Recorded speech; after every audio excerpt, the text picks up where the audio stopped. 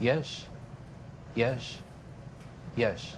Yes, yes, yes, ladies and gentlemen, welcome back to another exciting episode of Sitting Down with Standups. I am your co-host, Justin Sakarica. As always, you know who we got behind the scenes. It's the Bean himself, Daryl Bean, working the cameras, doing all the technical stuff, making sure that we don't turn into a complete train wreck, even though we kind of already are. And over to my left, as always, my lovely co-host, Elena Gonzalez. Hello. Elena, how are you doing? I'm great. How are you? I am doing good, and I have some interesting developments here. I'm so excited. So a little behind the scenes, we have a super important pre-pro meeting that lasts about 45 seconds. I would say maybe, sometimes 50, depending. You know, to talk about what we're going to talk about at the front. And he gave the one sentence that made me jump was that there's a Johnny B update. Yes. Yes. Cannot wait. Tell everybody who. Let's refresh some memories. Okay, Who's Johnny B? Yeah. So if this is your first time watching, you may not know who the legendary Johnny B is. Johnny B. Johnny B is an older man in my neighborhood who will occasionally drop off bunches of bananas to certain households. I am one of those households. In the early stages of his banana fairy duties, he would write messages on them sometimes. And this has been going on for a while. I will come home and see a bunch of bananas on my porch. The one day I also came home like 9:30 at night, and he was trimming the tree branches off of my neighbor's tree. And when I asked him what he was doing, I was like, do they know you're doing that? He was like, oh, the good Lord's got a plan. Don't answer my question. Now, do you know how you ended up on his potassium gift list? Oh, yeah, because one day I was out for a run, and he just happened to be out for a walk. And he was like, oh, I see you all the time running. I'm out walking. By the way, my name's Johnny B. And that's when he had the cell phones on each knee. And, of course, I had to inquire, why do you have a cell phone strapped to each knee? What's the deal with that? And apparently it's easier for him to access. I don't know. Okay. Johnny is a very eccentric individual. He's a very nice man, but he's very eccentric, okay? Now, I recently learned, though, from another neighbor, your guilty other neighbor, because when I was relaxing on the porch recently, she came over to me, and we, of course, you don't have a conversation in my neighborhood without talking about Johnny B. It doesn't happen, okay? She admitted to me that his drop-offs have been a lot more frequent.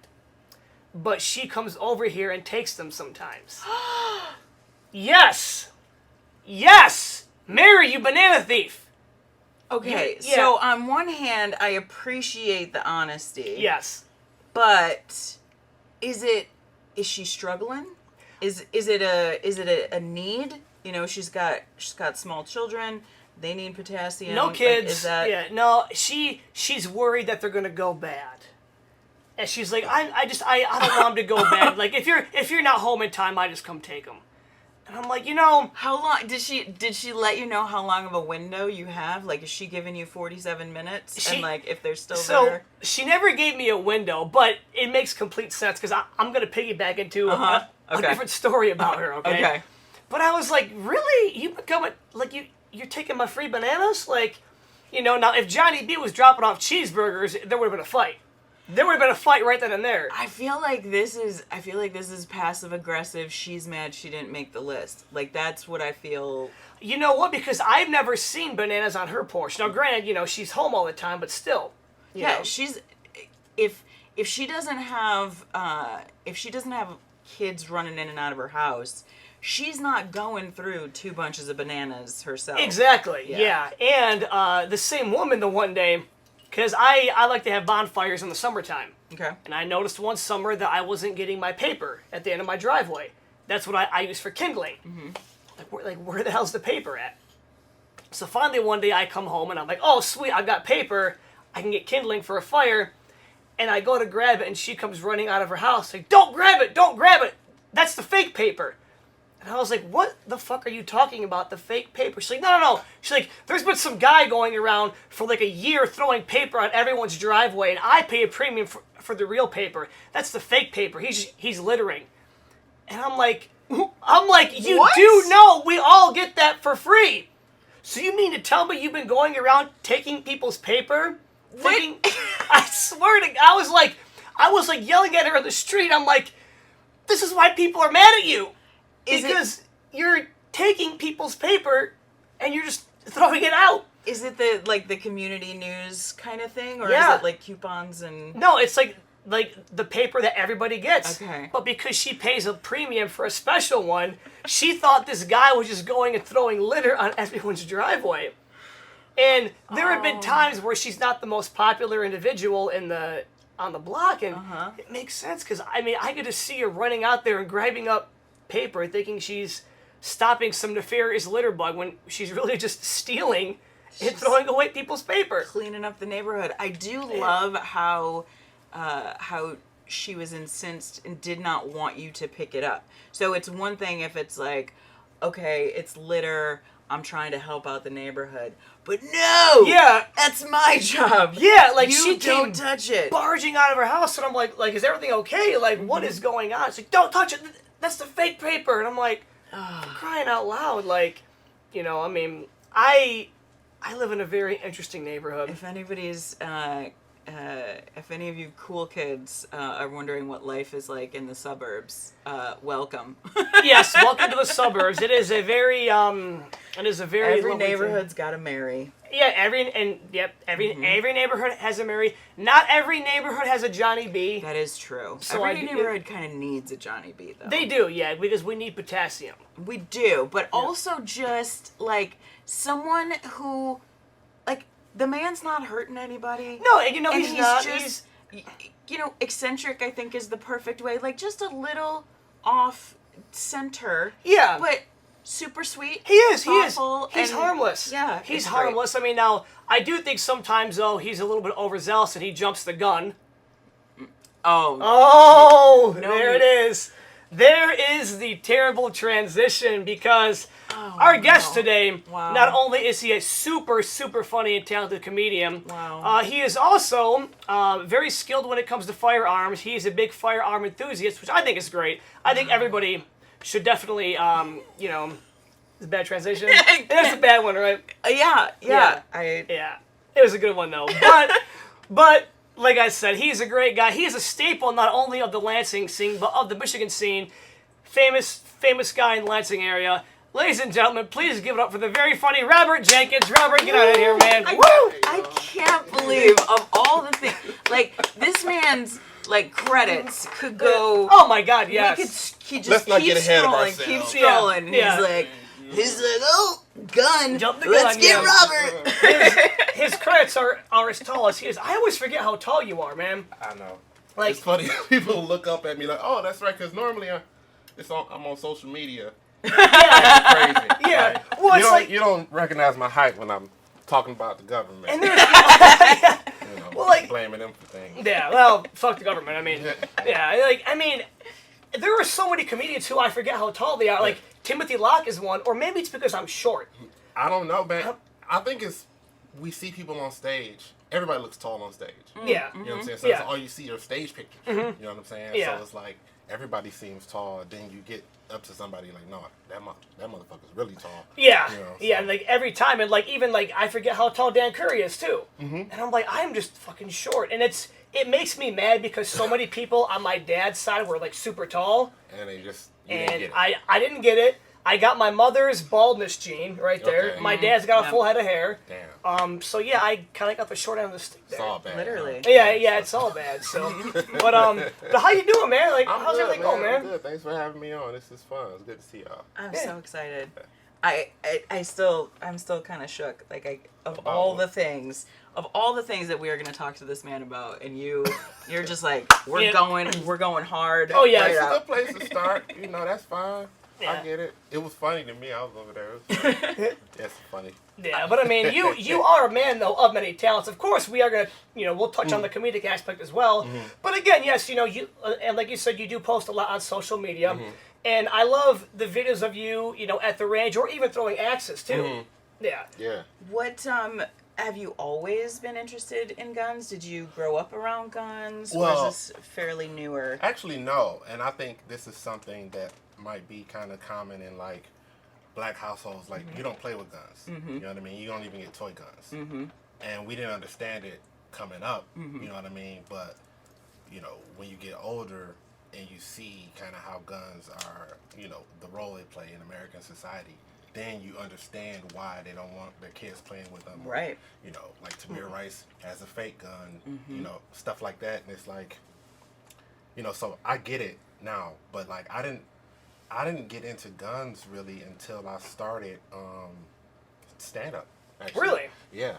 That's what made me go get my concealed carry. Because I had a situation at I think that was like 2013, I think it was. Had a situation at a bar where, you know, people are drinking and after the show, you know how after show. They're acting stupid. And then they, see, this is why you should always pay your comics so they can leave the venue. Don't have people waiting on their goddamn money. I'm waiting to get paid, and these people come over, they bother me, and so they go outside like, oh, we'll be outside. I'm like, oh, well, I'll be out there soon too. So I tell the guy, the manager, I'm like, because I'm not calling police for shit. Yeah. So like, this is what's gonna happen. So just can you at least just look out there? Yeah. And he's like, no, whatever. So I'm like, okay, well, fine. So I go out there, and nothing happens. But after that, I was like, I see, you know, what it is. Yeah. I mean, you know, so you've got to be in a spot where you can protect yourself. Yeah. Now, see, I thought you were going to say because it was the dog lady at Max. Nah. You're like, I got to get something to. No, I was gonna chop her. I'm not gonna shoot her. I'll push her down though. I haven't seen her since we started back, but if you watching, I got something for you when I see you. That's so fascinating because it makes perfect sense for you to say it that way, but it's you know, my situation. It's never crossed my mind, and to hear that that's what brought you into it is really interesting. My side of the family, my grandfather was really into hunting, and so growing up there was always the gun like cabinet, and there were rifles and all this stuff, and then my aunt married someone who was very much like even back in the 90s was, you know, very much if they outlawed guns, only outlaws would have guns kind of on his pickup truck, and it was very much that sort of gun culture and vision. And then my brother went into the military, and the first time I ever held a gun or shot a gun was I went to visit my brother down in Texas. We went out to the woods. I was I think we were both in our 20s at this point. I was late 20s, I believe. And we're on this property. It was a family property. Nothing's around. And he's showing me, you know, the right way to hold it, the right way to do it. And the second I pulled the trigger and I shot it, this sensation went through my entire body, and I just started bawling. Like, it was this feeling that I've never felt. There was something about that, I don't know, the power or what I have going, like whatever is locked inside my brain. And since then, I have had this, I won't say fear, because like I trust you in an intellectual way, but I have this feeling of immediate distance from gun, we'll say, fanatics. Right. And as you should. Yeah. Fanatics, right. Sure. And it's such a visceral feeling within me that I find it hard to separate the logic sometimes. So I'm not anti-gun or banning guns or anything, but I do find myself skewing more on the emotional side of it, where I'm like, yeah, but do we really need all these guns? Does everybody need to have a gun? You know, all of those kinds of things. And it really is, I think because of that, everybody has their own experiences and such that it really is that hot button topic. Have you found have you gotten pushback either personally or in comedy because of it? Yeah, I have. You know, first of all, my wife doesn't like guns. She's never shot one. She just, it's not her thing. She understands kind of my situation, right? So she's supportive in that she sees that if I'm going to be out in the places where I am, and she understands the world, right? So she knows my situation and knows kind of what I have to deal with. She's like, okay, I get it. You know, and then after the pandemic and all that, and she was like, you sure you want to get some more guns? You know what I mean? Yeah. Right. I do want to say, I think it's great that you and her can coexist with the, you know. Oh, yeah. Yeah, I mean, because you're both, you know, mature, responsible adults. Because I'm sure, you know, you explained it to her, and, you know, like you said, she can explain her feelings, but again, you guys can come to an agreement on that, you know, and that's what responsible adults do. They come to an agreement and say, hey, look, here's how I feel, here's how you feel. We'll come to a compromise. Yeah. So, now, Elena, have you ever gone and done axe throwing before? I have been to a place where they have it, but I have never actually done it. I've seen this man hitting bullseyes before. And I gotta say, I'm very jealous. They look at you weird when you bring your own axes. Oh, see, now that's I have I brought my own. He's like, no, I got these right here. Oh man, Do you have a conceal and carry license for your axes? No. If we get to the point where I'm carrying those down the street, everything else is fucked up anyway. Yeah, everything is gone to shit. What I mean? Right. And that's why I brought my axe. He's like, why'd you bring your axes? Because if I'm gonna throw them. These are the ones I'm gonna throw, not the ones you got. Because you want to know the weight. And I want to, you know. And I'm very jealous because I'm terrible at axe throwing, and my last name in Polish literally means little axe. Oh shit. And I can't fucking throw an axe for shit. That's terrible. My ancestors are somewhere like this motherfucker. Like, we gave you the name, and you're not even. I mean, it's not. I think of it is repeatability. That's the biggest thing. Making it as simple as you possibly can. Like, even if you just stop at the elbow and just, if you can do that. Are you a darts guy? I wasn't, well, I like to play. I wasn't particularly good. Okay. I was okay, but I wasn't like great at it. That's what I've heard. Yeah. My ex was very into darts, and I've heard that same kind of breakdown of logic, that's really all it comes down to, is just don't think about it, just get in that motion. And whatever it is that works for you, that's the thing. You know, everybody's body mechanics are different, right? Yeah. So, you know, they can tell you kind of like if I have somebody that comes to the range and they, you know, I want to like help them shoot, like I can't break down everything that they do and start them from the bottom up. Like, I have to see what they do and say, okay, what parts are important, what parts aren't. Let's change those things and keep everything else the same, because this was comfortable for them. So you got to go and you got to find out what's comfortable for you, and then have somebody work with you on the basics, and you put those things together, and that'll be how you get better at it. You kind of form your own, because everybody is different. Everybody's going to have to be, you're going to have to do it your own, figure out what works best for your body. Yeah, so. And in the case where you happen to run out of bullets, you can then throw the gun at somebody. You're like a video game character. Is that, I ain't gonna run out. Is that something that you do, or are you just talking like friends and family, like if they come, or are you working there also in an instructor level? Just friends, you know, because it's not, you know, it's like, you know, the whole gun store, gun culture thing is intimidating to a lot of people.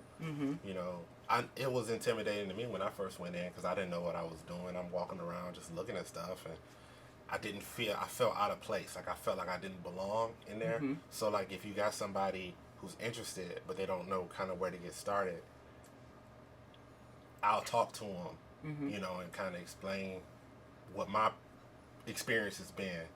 And, you know, I have friends that we've gone to the gun range and just, you know, basic stuff. Nothing, I'm not a guru or no shit like that, but like the basics, just the basics. So, but yeah, it's mainly friends and family. Okay, gotcha. And we're not usually ones to plug, you know, external podcasts and such, but if that does interest you and you want to kind of hear more about Robert's interest, Jackie Cation is another comic who does a really great podcast called The Dork Forest, and Robert was on and guns were his dorkdom. Yeah, so check them out. really check kind them of out. That was fun. went in deep Yeah. on all the gun stuff. Yeah. So Who knows? Maybe one day we'll have Jackie on. And that would Look be a at- hell of a look get, at right man. there. That's- Yeah, I love her. That's the look. Yeah. She can be our 32nd subscriber. But yeah, man, like we said earlier on, you are a man of many, many skills, and of course, the main reason we brought you on is your skills as a comedian. Okay. Again, one of the more respected comedians out there. I think it's because, too, there's a level of intelligence behind your jokes that a lot of people can really see. Anybody can go on stage and tell jokes, whether or not they're good, it's up to them. But the amount of intelligence that you have in your jokes is one thing that I think a lot of people respect. So what's your writing process when you think of a joke? Like, do you just kind of like sit down and like zone out, or is it like popped into my head, I'm just gonna go ahead and jot it down? Well, they haven't heard all my jokes. Oh. Some of them are very stupid, and I enjoy those.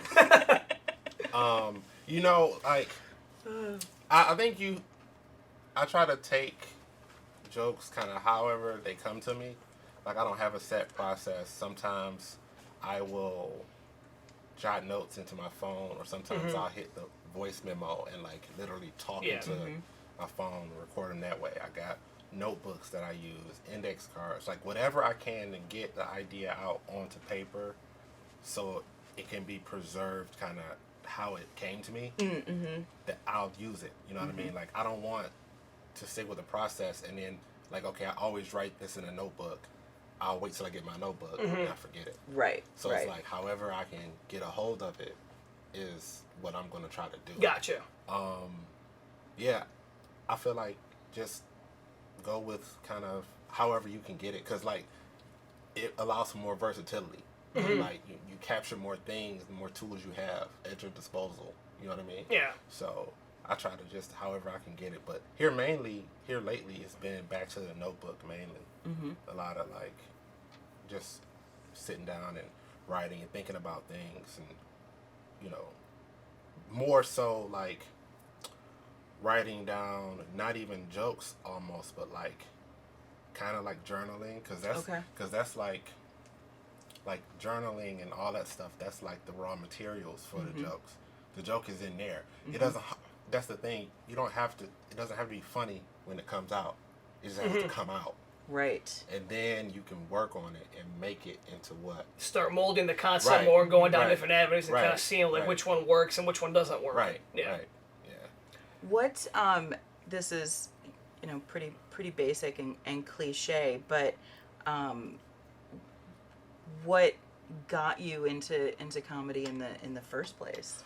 I started in 2012, and before that, I was an attorney. I'm still an attorney, but I was practicing, and I had worked real hard to get to that level. So I was practicing. I was married. I had a house. I had the job, and I still didn't feel I felt like something was missing. Okay. You know what I mean? And so I went to therapy. When I was in therapy, I was talking to my therapist, and he just noticed how like low energy I was. And so we started talking about stand-up, and he saw my whole everything change about me. Wow. I was animated. It was just, he noticed the change, and he was like, look, I don't know if you'll be any good at this or not, but I think this is something you should pursue, because I saw the change in your demeanor That is fascinating. when I brought it up. So that's what got me started. Was stand-up something that, how do I want to phrase this? When you're having those conversations with your therapist, was it kind of triggering a past experience? Like you watched a lot of stand-up growing up, or was it more of just an idealistic, like, I have no idea what this is excitement. So what it was, we talked about the low energy and how basically I lacked inspiration.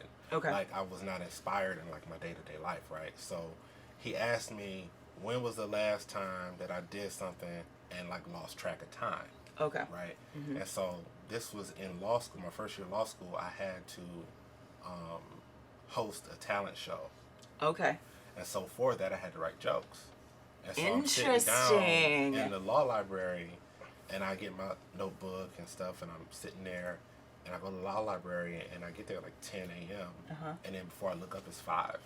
You know what I'm saying? Wow. It's like, and I didn't really realize where time had That's went. fascinating. And so that was the last time that I remembered being so like fixated on a thing. And so so that's what brought it up, and then that's how we got to it. So yeah, that is really, really fascinating. I love I don't know the numbers, I don't have the stats, but there are many very strong comedians who have a base or a starting point in law. Like I know that is a trend that there's I've a lot heard. around here. Yeah, like Steve Hansen, Nick Ladorf, Megan Connigan. But also on a broader scale, like I remember Greg Giraldo and like Franklin Ajay, who went to NYU and then he left, so he didn't graduate. Okay. But he finished like his first or second year of law school. Okay. And he left. And I wonder, because when I think of what it takes to be a lawyer and the neurons that have to fire in terms of observation and articulation, like you're scanning through so many details that the rest of the world just looks past, and then you have to figure out how to articulate that into something that the rest of the world is going to understand and see from your perspective. And I realize as I'm talking, I don't have a point. I don't have an ending. I'm just like, that is so fascinating that came to you in the law library, and that is just a part of your brain. Well, okay, so like legal thinking, like legal reasoning, what it does is it'll make you look at the components of an object instead of just an object. So like that stool over there, right? That's a stool, but I see a seat and 4 legs and 8 bridges that connect everything. And so you have to be able to break things down into their parts if you're going to make like legal arguments. Because if you make an argument, you got to have all the parts. If you miss one of the parts, you have no argument. Right. So that type of thinking, you can switch that to, for example, a joke or something like that. You got to have setup and punchline. There are pieces to it. Right. You don't just write jokes. Yeah. Right. You write setups and punchlines and tags and all these other things that go with them. So it's like, it's kind of helped me be able to make sure that the stuff that I'm writing will have the pieces. You know what I mean? Yeah, it's like mental architecture. Yeah. That's a good way to put it. Yeah, it's, just being able to have all of the stuff at the beginning has helped me, because I didn't get too far down the road before I knew how to at least, not that the jokes were any good, but like at least have all the pieces. Like start with the pieces and then you work on making them better. Right. So yeah. That's probably why you're good at solving Rubik's Cubes as well. Yeah, so, okay. So here's the thing. Okay. Like, I'll tell you about that. Right. I was doing that before I was a comic, right? Oh, and so what happened was I got out of law school in 2007, and I couldn't find a job, right? And so I studied for the bar exam, took the bar exam, passed it, still couldn't find a job. And so I was working for my mother-in-law as a secretary. I'm an awful secretary. The worst. The fucking worst. Like, people would call and I would leave messages. I would be like, the dude had a deep voice. That's all I know. I didn't write the shit down. You know what I'm saying? So I was, shout out to support staff. I can't do that shit at all. Right? So I was a secretary, and then I was unloading trucks at Meyer. Okay. Right? And so those are the 2 jobs I had. And I was like, I got to keep my brain sharp. Mm-hmm. So that's when I was like, I'll do this. I'll figure out how to solve a Rubik's Cube, kind of keep my brain kind of sharp, you know. And that's when I started doing that. Okay. Yeah. And then that was just something I picked up, you know, when I started comedy. I was like, what can I do? What do I already know how to do that I can do on stage that would be funny somehow?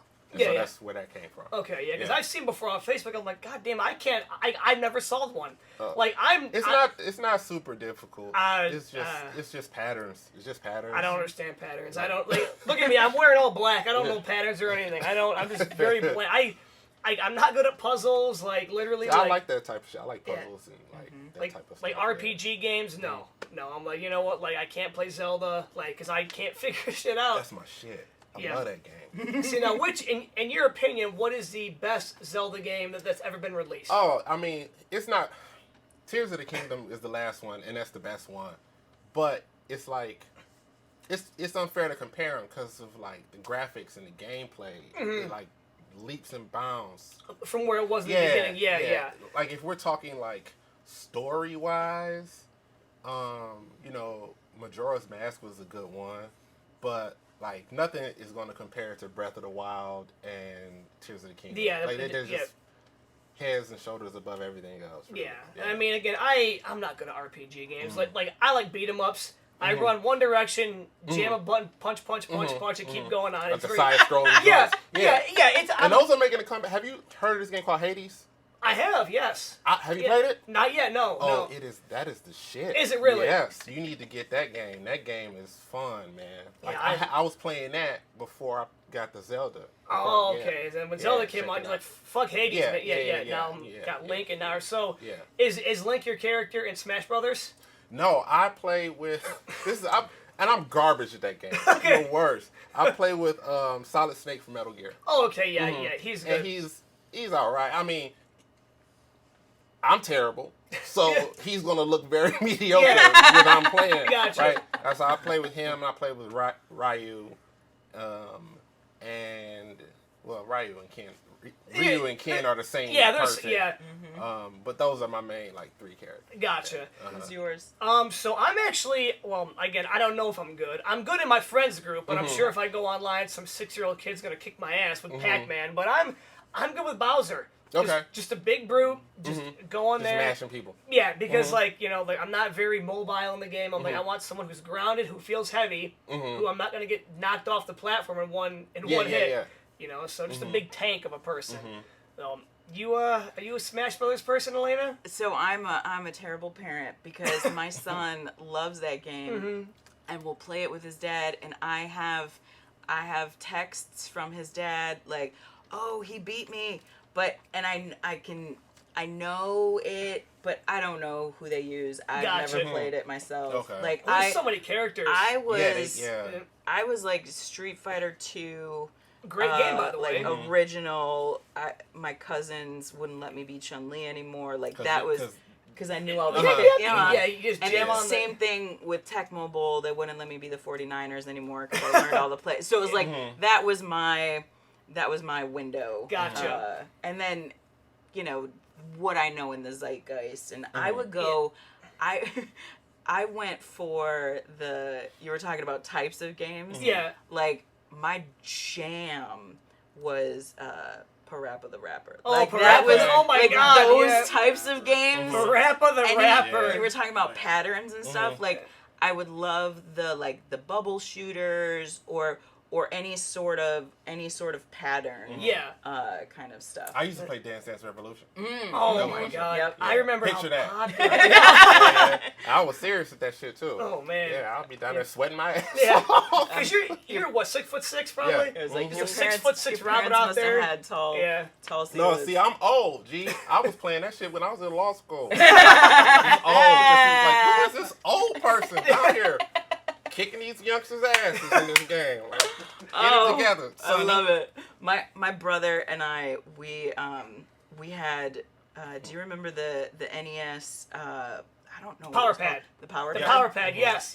And we had the track and field game. Oh my god. And so we would do that for about I don't know, I'll say a half hour, hour, Yeah. and then we would just still want to play, but we would just lay there. Yeah. And Yeah. just Oh, yeah. slap Tired, it. right. We're Tired, like, yeah. damn. God, the That's a old school workout. NES was great, man. I love. Again, like I love old school video games. Like the newer ones, again, I just besides Smash Brothers and Castle Crashers, I haven't really played any of the newer ones. The old ones are making a comeback though. People Yeah, are playing that. that People like retro those feel to arcade- it, yeah. because they made a new Ninja Turtles beat 'em up game. Oh really? Yeah, and Okay. besides the Turtles, you can be Splinter, Casey Jones, and April. No shit. So yeah, and you can just go in there and just Okay. again you kick the shit out of all the villains Loved and Casey Jones. Casey Jones, man. Loved him. Yeah. They did. How are the graphics? Very old school and retro. Like it looks like you're playing an early 1990s arcade or super, Okay.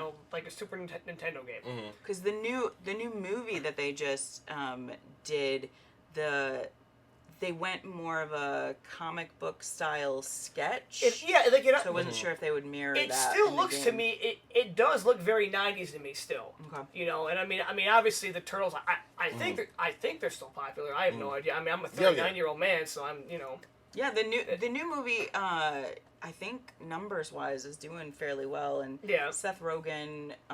he like co-produced it Yeah. or produced it. Yeah, it's weird though because they're a bit more casual, so it's just a lot of like Mike and Raph. Oh, and so I'm they're like, not- you need need it, at least yeah. be, you Like know, Raphael needs to be, hey yo, what's up? I'm the gruff guy, the tough one. right? Like you that's get- that's my you know, Turtles. like Michelangelo's a surfer dude, man. We're gonna eat pineapple pizza. Yeah, like they Yeah. gotta have personality. They're like actual teenagers. I like how it was like personality wise, he's a surfer. You know he's a weed head. yeah. But they Look what he's couldn't put eating. that. They Yeah. couldn't put that in there at the time. Yeah, but yeah, Right. because like he's eating all the weird food. He's sitting there now. Okay, so Mikey's doing weed. What's Raph doing? I don't know. He's aggressive. Yeah. He might be on that meth. Yeah, math. might Okay. be Or on that roids. Yeah. But did you know that here's the thing that I read about, their weapons were picked, I guess Splinter supposedly picked their weapons specifically for each turtle, right? So Raphael being aggressive, the sai is a defensive weapon. And so Michelangelo, with him being so carefree, he gave him the nunchucks because though you have to concentrate to use those. Donatello tends to overthink things, so he just gave him a staff. And Leonardo is supposed to, like, he gave him the sword because it's like the sharpest, most aggressive weapon. You have to take responsibility for. You have to lead, basically. Yeah. So that's where that comes from. Love that. Yeah, I know. He's a damn good teacher. I know. Yeah, that makes a lot of that's sense. A smart rat, dog. that is a very smart figure rat. it out. Now, one thing that I think, like, it always weirds me out, like, when I think back, because the original Turtles comic, they all had red headbands. Really? Yeah, they all did. But when the cartoon came out, they're like, little kids are dumb. They're not gonna be able to tell. The But shit, I difference. wouldn't been able to tell. Yeah, No. so it's like, Yeah. but I like the idea of having each one have a different color for their Yeah. headband. That's, yeah, I didn't know. One of my favorite, I don't know, I guess it would be a meme, but is the artist, like actual pictures of Michelangelo Oh, yes. or Raphael with the band the on. band. Yeah. Yeah. with bands on. Yeah, I know. Correct me if I'm wrong, and Daryl, you may need to fact check this here, but I know, I believe only Michelangelo and Raphael knew each other, and they hated each other. Like, they couldn't stand each other. And I want to say it was... Okay, Like- it took me until right now to realize you were talking about the real people. 'Cause Yes, I'm like, yes. No, they all... They're fake. They're brothers. What? Yeah. Like the actual, funny. the actual people, like, but Michelangelo and Raphael hate each other, and, like, I guess all the people loved Raphael and they hated Michelangelo, but Michelangelo was the better artist, and Okay. yeah, Oh. yeah, that's a very useless piece of Renaissance trivia. beef. I Yeah, love it. yeah, Renaissance Beef. That would be an amazing album name. Renaissance Beef. Yeah. The LP. Renaissance Beef, the LP. Oh, man. Oh, What? oh, I thought Oh, I thought that oh, was Daryl. a sign that he yeah, I had just some... found a very fascinating article about it. It was pretty great. Oh, nice. Yes. So Raphael died at 37 as a result of a fever caused by excessive sex with his mistress. Oh, damn. What Goddamn, a way to Raphael. go. All right. Wow. Yeah, I guess. Michelangelo versus Raphael, a Renaissance rivalry. So I don't know if they hated each other yet. I haven't got that far. Just because that's the lead off. That was the Well, if that's how you're starting a story, you know the pretty good. rest Yeah. of it's gotta Yeah. go pretty good. good. because you know Michelangelo's jealous. He's getting all that. I mean, because Raph's getting all that crazy sex, that Renaissance sex, baby. How long before he tried to get in there? Because there's, you know, it's like on the one hand, like, she's so good that she killed this man. But on the other hand... She killed a man. Why the fuck like, would you? She must be related to the You're an woman. artist. You can go get some other bitches. You don't. Why would you do that? That's dumb. yeah, man. and to have, from a fever, like, what... Sex fever. This, I I wonder. know what my I feel like they afternoon's gonna made that up. Mm-hmm. It was I hope something they else did. that happened. I hope they didn't, because that'd be amazing. You know, maybe she's related. Like maybe her descendant is the woman who gave Kyle Forsyth the hand job so good that he had a seizure. Maybe they're related. Well, Maybe yeah, they- I mean, back then, the autopsies aren't going to be great. Oh, So no, they're- not at all. it's, That's it's true. all Yeah. hearsay. Yeah, it's Yeah. like, So she's like, my pussy was so good. It was fire, huh? Yeah, that's right. yeah, This is And that's what they're ridiculous. basing it Yeah, on. I don't know. They probably use leeches or something. yeah. Oh my god. Yeah, so there was some beef. Michelangelo Okay. accused him of plagiarism. Raphael of plagiarism. Okay. Uh-huh. He's in his 40s, having that midlife crisis beef. You know, Yeah. all that stuff. Huh. What else? Oh, and Raphael was preferred by Pope Leo the 10th. Oh, okay. So Michelangelo was like, I painted the Sistine Chapel, and you like this guy better? Fuck you. Oh, okay. Gotcha. Yeah. Situation, yeah. I think. So there's, Fair I think enough. there's some, Yeah. I think there's some reason for beef. Oh, nice. And Okay. they need to make a movie about that. And they, I mean, like, look, I know back then they didn't have size or nunchucks. Fucking put them in, okay? That'd be amazing. Just, you know, two old school artists and all of a sudden... Duking it out. Yeah, duking it out, yeah. I'd watch it. I would definitely watch it, man. That would be... I feel like there's some good material here. I'm just not a very good writer, so I wouldn't be able to come up with... Hey, we'll see. I don't know. That's funny. That I don't mind everything for material. Like, I'll be talking to other comics and friends who just be goofing off and be like, you should write that down. I'm like, oh, yeah, and I forget. yeah.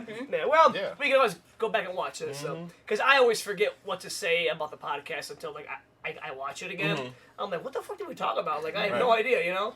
I feel like that is the sign of a good conversation. Yeah, it is. Yeah, I don't even know how we got here. Yeah. We, like, Yeah, it's true Yeah. because I feel like poor conversations or conversations that I was trying to get out of Yeah. or like, okay, this has been going on for a long Or- time. I can recite back. Yeah, like, yeah. And then this fool started talking about fucking turtles. Like, Yeah. I don't Yeah. even know what's going on. Or conversations that people hold because they have an ulterior motive. yes. Right? They're just Yep. not talking to you just to talk to you.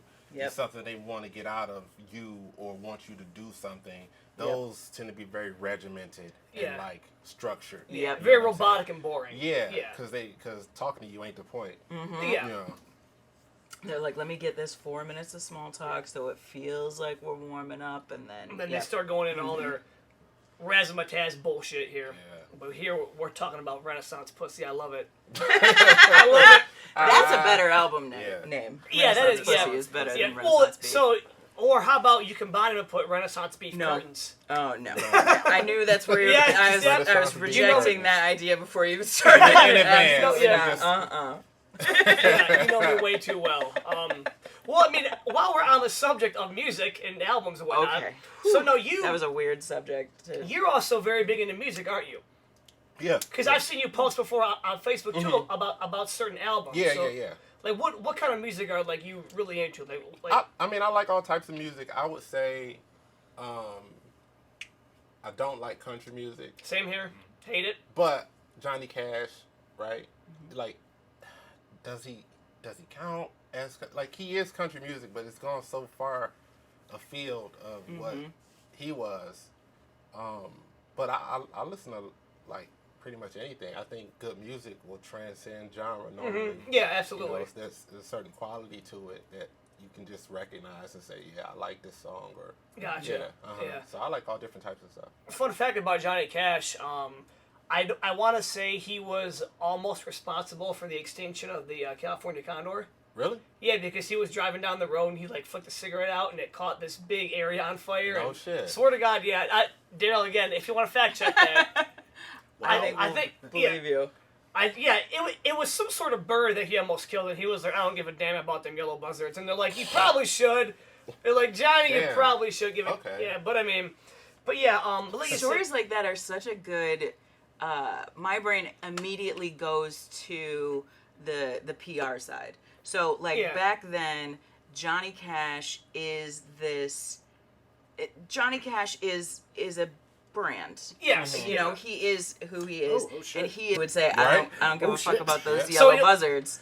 So yeah, I just I googled, did Johnny Cash cause the extinction of a bird, and it came up in 1965. Johnny Cash decided to go on a fishing trip with his nephew in the Los Padres National Forest. All seemed well and good until an accidental fire sparked, destroying hundreds of acres of forest and killing 49 condors. Damn. Wow. How do and again, I don't know how I know this shit. Like I just pick it up, man. It's like, oh yeah, Random facts Yeah, along the way. all these random facts, but I mean, yeah, and again, we get to killing birds. We were talking about, what's your favorite kind of music? And now Yeah. we're talking about the death of a species. Yeah, entirely, but it's just one of those things where it's like he was that guy, yeah, and this story existed, and he is still looked upon as, you know, irreverent. yeah. And- Man in Black, right? Is that what they and- call them? Yeah. Yeah. And today, if I can't think Johnny of a Cash, eco-terrorist. Yeah. right, exactly. Yeah. Like the spin on that would Yeah. be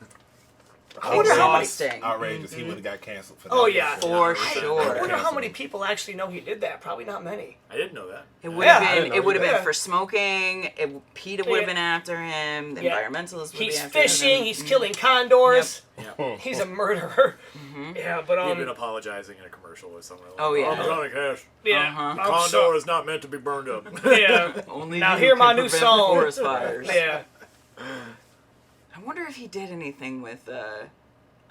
65, they didn't care. It was like, Yeah. Condors, who cares? When did Smokey come about?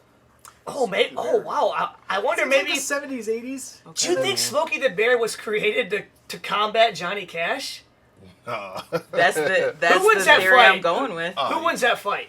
Johnny Cash or Smokey the Bear? Well, Smokey the Bear isn't real. I love how he goes right to reality. Smokey the Bear's not real. So, yeah. Yeah. I think Johnny got that one. Yeah, Gotcha. yeah. Oh, wow, okay. 1944. Oh, was okay. the first appearance of Smokey the Bear. No shit. Wow. I wouldn't have figured that. Yeah, I would have Yeah. thought, probably This around. is the most I've ever learned on this dumb We're show. in a voyage of learning. This is Yeah. fantastic. Yeah. Raphael got killed by pussy. Johnny Cash killed birds. This is We're this learning is the things. great. Yeah, this Learn is a like an lot. episode of Reading Rainbow. Is that show still around? I don't believe so. Well, I think LeVar Burton has taken it to YouTube. Oh, okay. So it may Okay. not be Reading Rainbow exactly, but it's Reading Rainbow. Yeah, it's watching YouTube Rainbow. It's Yeah, some sort of educational TV show. So, Gotcha. but yeah, no, we have really had a lot of crazy shit. I love it. See, like again, this is the good shit that just kind of it flows in there. Yeah. Yeah, I was just gonna say one of the things that I wanted to kind of touch on, and we've talked a little bit about things that you've posted on social media and you know how that kind of carries through. One of the things that I wanted to say publicly that I really appreciated on your social media was during a time when very recently when you were I don't know what the right terminology would be, a victim of or struggling with, but the medication shortage. Oh, no, And- I think they call that withdrawal.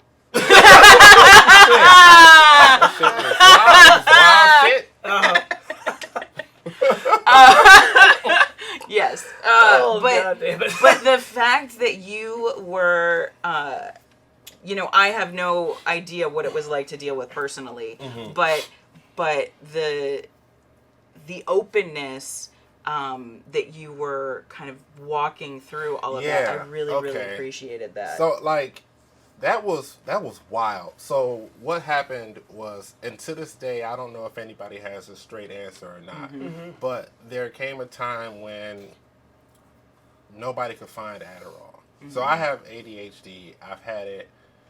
I've had it my whole life, but I didn't get treatment for it until I started doing stand-up. Okay. Because with that, and then with my day job, and then with home, I was a mess. I couldn't focus. I couldn't keep it together, right? So I got on Adderall, and I had been on it for like 10 years. Okay. And then we had the shortage, right? And the shortage,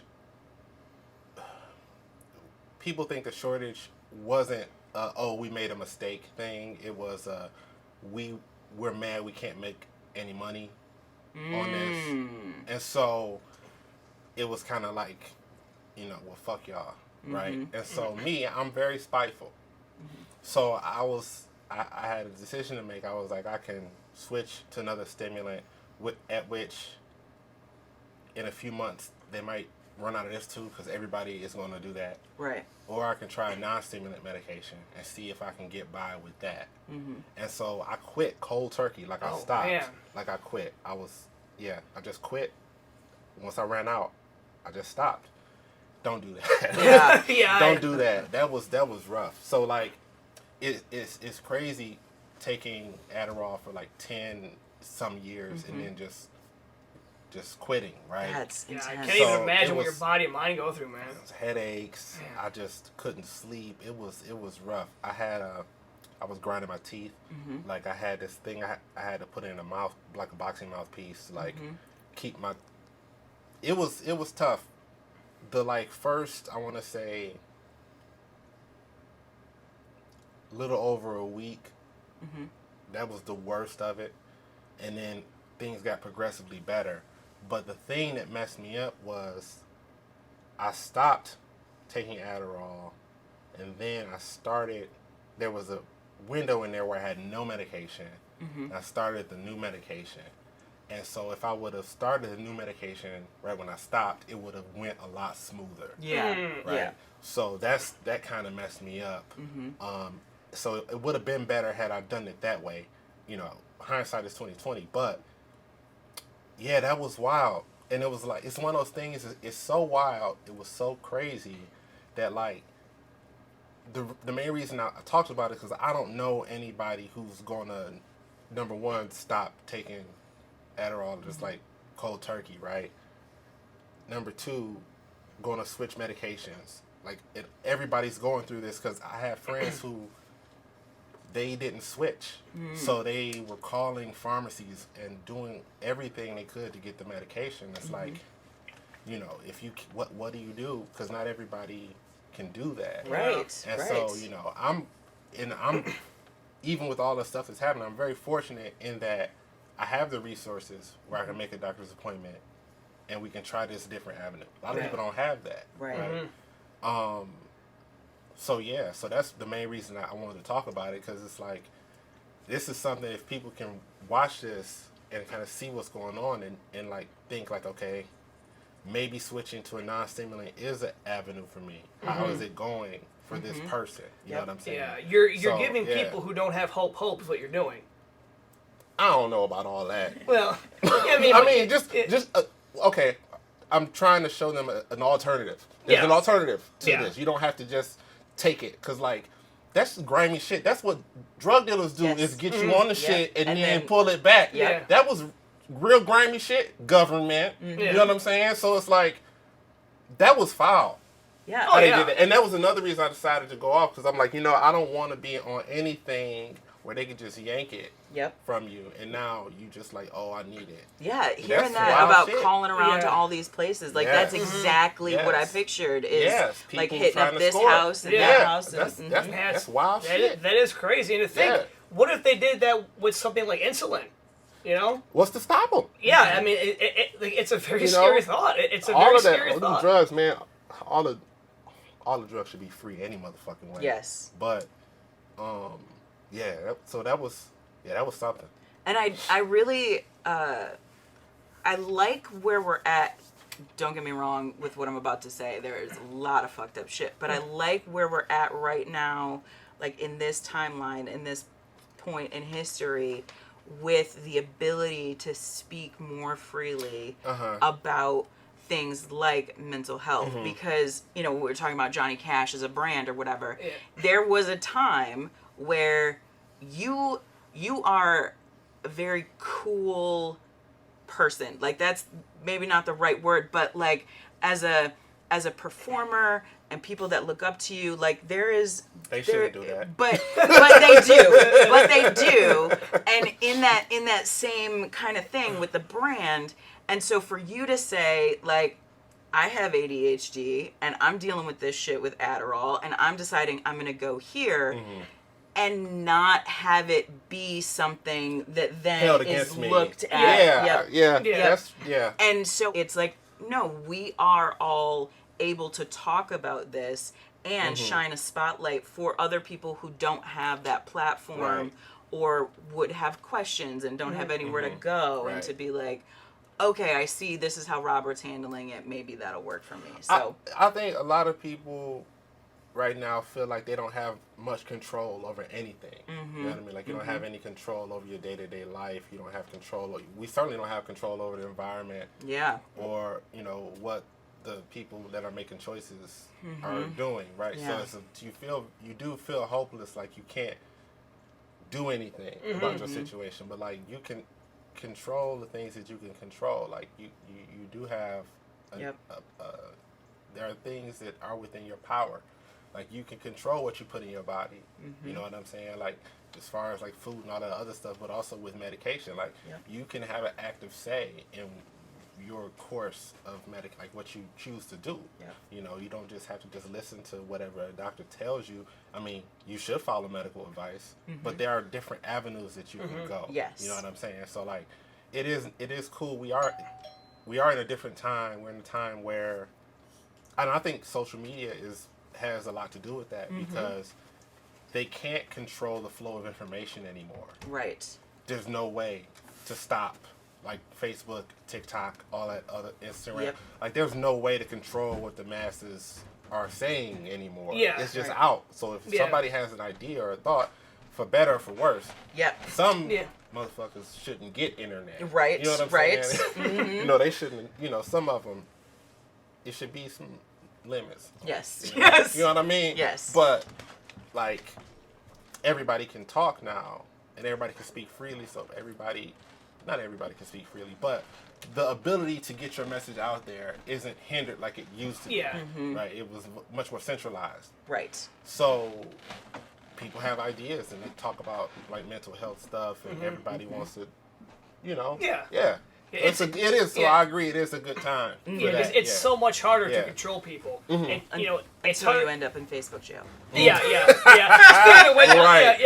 Right. How many times have you been in Facebook jail, Robert? Oh, man. Hey, what's up, Mike? I was advised by my attorney that I can't speak on ongoing matters, right? So just enough. I've been in there enough to be familiar with it. Yeah. Eventually you'll be in Facebook prison. Yeah, man. That's crazy, man. It's bullshit. That was always the thing, because it would be like, you know, I'm just kind of blindly scrolling through stuff, and then I'll switch over to Instagram and I'll be like, oh, Robert's posting a lot on Instagram. Oh, okay. Now you know that. They keep trying to get me to join my account. Bitch, nope, that ain't it. You ain't getting me. That ain't it. Yeah, it's like I'll go home like, God, I haven't seen anything about Robert. I'm like, oh, I know. That shit is like, look, that shit is like real jail. Because look, I still end up missing Christmas, still end up missing birthdays, anniversaries and shit. It's really jail. It's like jail. People have kids. You're like, what? What did you have? Your kids growing up fast. I ain't seen. You know, I'm missing the first day of school and shit. You know, yeah, man. They keep you on lockdown. You know, when they got you behind the wall. How's the food in there? It's terrible. It's terrible. Oh my God, yeah. I've never been in Facebook jail, but at some point I'm like, I think I just have to get it off my bucket list. Yeah, I've been out for a while. I've been out for a while. Like my memories go back 2 years now. I'll see some shit from 21. I say, yeah, that's right. I am legit now. One of these days, you're gonna end up like Andy from the Shawshank Redemption. We're gonna see you somehow making a tunnel and getting right. out. Going to San Montenegro. Right. Yeah. Like a poster of a meme, right? Yeah. Yeah. Exactly. And then Pat and Dan are gonna get out and find you and San Montenegro. Yeah, on a fucking beach somewhere. Yeah. Oh. Throwing a boat down there. Oh my god, that'd be hilarious. Yeah, crawling through. How many miles of shit did he crawl through? It said. I love that movie. Yeah, that's a good movie, man. It is, and it's great because it has a great ending. Mm-hmm. Like just an amazing ending. I mean, it's definitely one of my favorite movies out there for sure. It is one. So kind of stereotypically, guys will latch on to certain movies, and there's definitely in a moment, it is a good judge where you can be like the guy who claims Scarface versus the guy who claims Shawshank. You're like, I'm gonna go Shawshank. Yeah, because I would rather have a happy ending where I'm on a beach instead of being coked out, getting shot in my mansion. Don't even get me started on the guys who claim Star Wars or Fight Club. See, I do love Fight Club, but I don't want to. You love it, but you don't base your life on it. Oh, yeah. Again, Okay. it's a great movie, but Tyler Durden's a terrible person. He is. He's a fantastic character, but he's a bad guy, okay? Yeah. Great acting, but yeah, people, like, they base their whole life around Fight Club. It's like, good movie, but there's better role models out there for you, you know? Yeah. God, like, what's another movie that people are just like... I mean, Scarface is probably a big one. Like, I see people post memes all the time, and it's like, Tony Montana. It's like, you do realize guys are... I mean, it's one thing when you're 19 and that's the poster you got in your dorm room, or whatever, and it's, 1997 or whatever. Like, that's a moment in time. But when you're in your 40s and like if you and I go to get coffee and you're like, I love Scarface. No. Well, if you just got like a Scarface tattoo. Oh God, like yeah. You know what I mean? Like that's wild shit. Yeah. That's wild exactly, shit. Yeah. Fun fact about Scarface. Did you ever watch professional wrestling growing up? You know Razor Ramon. Yeah, like literally, he because Vince McMahon never saw Scarface, and he thought that Scott Hall was a genius. And he's like, I actually just based him off Scarface. He's like, well, whatever. He's awesome. That's funny. Yeah. Oh man. So we have gone all. Oh no, it's been great. Over. We've been all over the place. It's amazing. And we haven't really gone down the straight comedy. Yeah, which is these great. Are always, these are always the more fun ones. Definitely. But I did want to touch on not only your own solo shows and your touring everywhere that you go. Touring everywhere that you go. Who writes this shit? Me. But one of the things that I wanted to touch on, we've had a couple other people from that are involved with Sam Rose and the different things that they're doing. But I know you're a part of the Jokes on You tour. Yeah. And we've talked to Cam. Okay. Yep. Cam and Tam. Cam and Tam. Cam and Tam. That's right. And Duke, who's a co-producer. Yep. So what was... How did that come about for you? And let's talk just a little bit about Jokes on You. Well, okay, so like, one of the things that sucks about comedy, is that like the better you get, the less you see your friends. So because y'all start at the same level, and then y'all might be featuring, and then you start headlining, and then so you have to go your separate ways, right? And so I had always been looking for ways to do shows with my friends because, just like we sit up here fucking around, the backstage hangout part is almost as good as the comedy. You know what I mean? It's almost as enjoyable as going on stage.